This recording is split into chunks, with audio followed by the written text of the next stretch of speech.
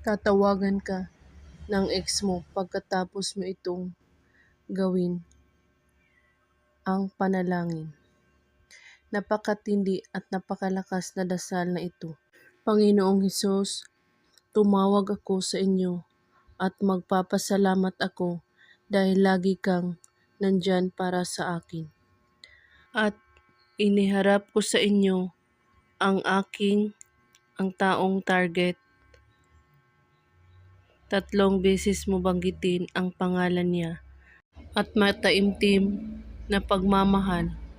Mayroon akong makadiyos na mga plano para sa kanya at kung nasaan man siya ngayon ay utusan mo siyang simulan ang pag-iisip tungkol sa akin at sa mga masasayang pagkakataon na magkakasama kami.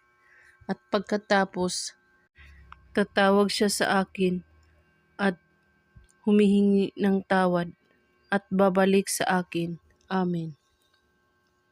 Uulitin mo ang dasal na ito sa loob ng 3 araw. Gawin ito bago kayo matulog kahit anong oras. Basta't buo ang inyong paniniwala sa paggawa at walang ibang iniisip at pagdududa. At kung may katanungan po kayo ay magko-comment lang po sa baba. Maraming salamat sa panonood. May God bless us all.